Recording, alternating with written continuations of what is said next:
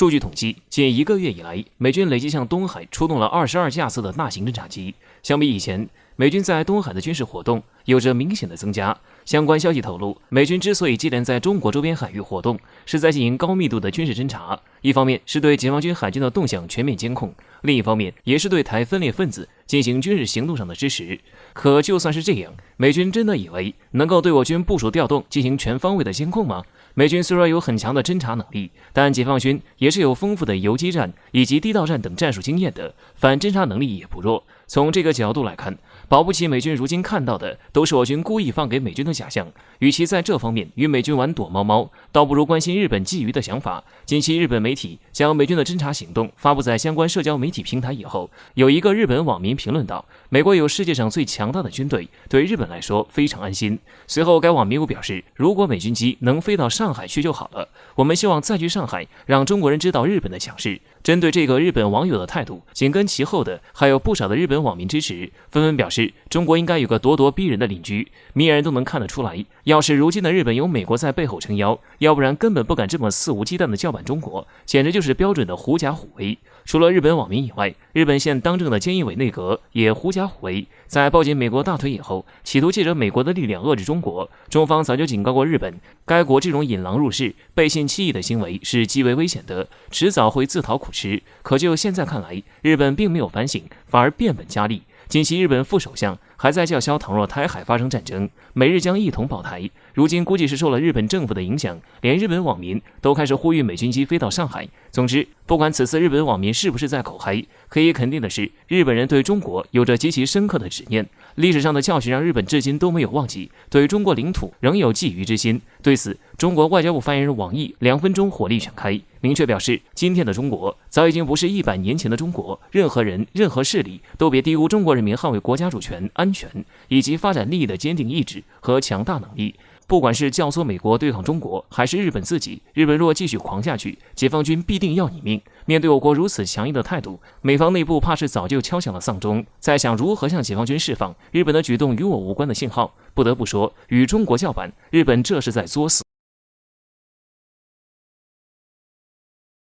最近一段时间，印度政府不顾国内疫情肆虐，又开始频频作妖。除了在中印边境搞事之外，这次他们竟然还跑到俄罗斯那里告状。据印媒报道称，印度外长苏杰生在前不久对俄罗斯进行了访问。当媒体问到中印关系的时候，苏杰生表示，尽管过去的40年中印关系整体来说都非常稳定，但就在最近1年以来，外界对中印两国的关系十分关注，因为中国没有遵守两国在边境问题上签署的协议，所以导致现在中印边境局势趋于紧张。很显然，印度外长的这一番话就是在恶人先告状，明明是印军主动挑衅在先，如今却把责任全都推给了中国。对此，有分析人士认为，印度此举并不是为了解释中印之间的摩擦到底是怎么来的，而是想凭借印俄的传统友谊向俄罗斯告中国一状，妄图让俄在中印之间选边站。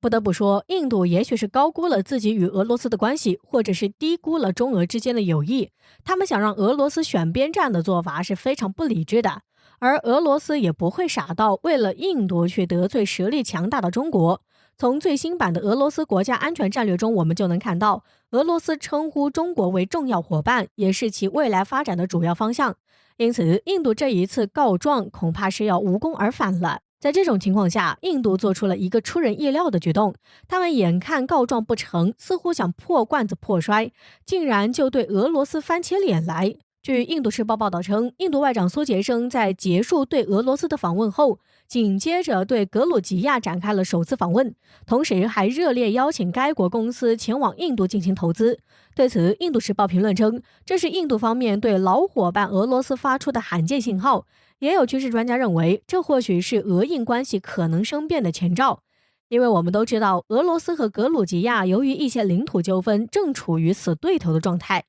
但是，印度明明清楚这些情况的存在，还是选择在访问俄罗斯之后直奔格鲁吉亚，这明显就是蓄意为之，想要打俄罗斯的脸。对此，有印度专家表示担忧，他们认为莫迪政府这个举动无疑在同时叫板中俄。如果中俄两国联手对印度出招，印度网友认为那将会把印度这个国家推向地狱。最后我们想说，印度现在不知道是有点飘了还是开始疯了。明知国内疫情严重的情况下，还要同时对中俄发起挑衅，这种举动就真的如印度网友所说，会把他们国家推向地狱。总之，我们奉劝已经站在十字路口上的印度政府，千万别被西方国家所蛊惑，否则真的就是搬起石头砸自己的脚了。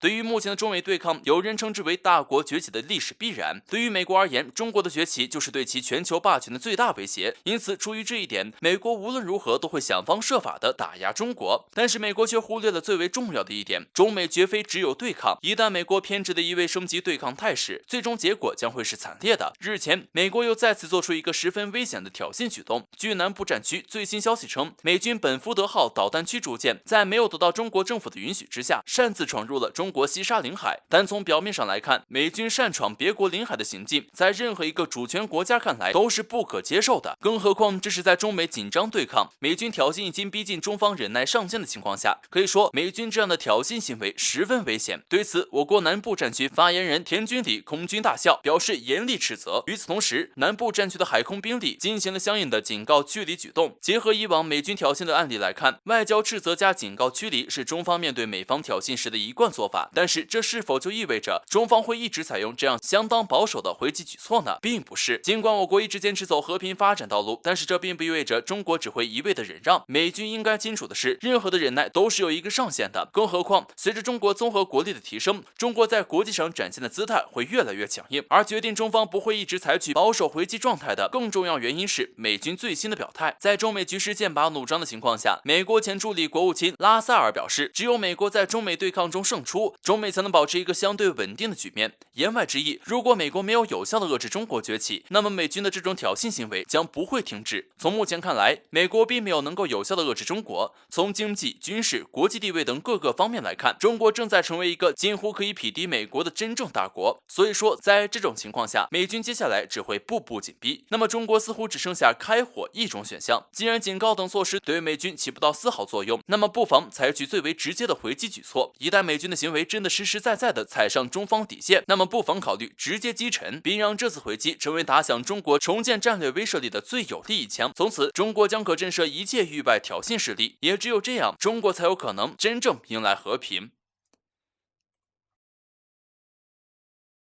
自从去年边境对峙局势发酵以来，中印边境局势就一直不太平。尽管在这段时间有了些许的缓和迹象，但是从本质上来说，中印在边境的矛盾冲突远远比想象的更加复杂。而边境局势升级，除了有大家公认的印度转移国内矛盾的原因外，还有更为深层的原因，也即中印两国的实力差。分析师认为，印度人拥有的大国梦不输我们的中国梦。试想一下，一个有着超大人口基数、全球军力第4的国家，却在边境被中国碾压，在这样的对比之下，印度国内的民族情绪如何能不被激发？这就意味着，即使印度国内不存在必须对外转移的矛盾，印度也有可能在中印边境实施挑衅举动。日前，中印边境又传来异动，这一次，印度似乎做好准备要同中国针锋相对。据印度国防研究部最新消息称，印度陆军于今年1月份购买的战术无人机目前已经完成了在恶劣天气条件和高海拔的实验，并预计将于8月底交付印度陆军。单单从恶劣天气以及高海拔中，我们就可以大致猜到，印度这批无人机将会用于边境，这一点也得到了印度军方的证实。其表示，这批无人机将特别用于中印边境沿线地带进行监视。对于这款无人机的性能，印度陆军似乎十分满意。其表示，这款无人机可以从海拔4000米的高度上发射，而其最大的工作高度也在地面1000米左右。另外，这样的无人机被认为可以攻击包括坦克、军事营地、停机坪等大型军事对象在内的目标。据印度方面透露称，这批无人机的数量足足有120架。但是这一次，西方率先给印度泼了一盆冷水。印度在边境线异动之后，欧亚时报表示，身为无人机领域的巨头，中国拥有多种不同类型的无人机，这从卫星图像中也可以略知一二。据悉，中国已经在边境地区测试了无侦8高超音速无人机，可以说在无人机性能上，中国绝对是居于上风的。另外，由于边境高原地势的复杂性，无人机的使用也存在一定的挑战。就这方面而言，中国在垂直起降时以及地面发射式无人机方面都拥有印度无法企及的优势。也正是这些原因，让西方人最终得出结论：一旦中印边境爆发了冲突，印度会在中国大批量先进无人机的攻势下溃败。换句话说，解放军的无人机武器将会对印度部队构成生存威胁。也就是说，一旦印度选择军事冒险，无异于是赌上了整个国家的国运。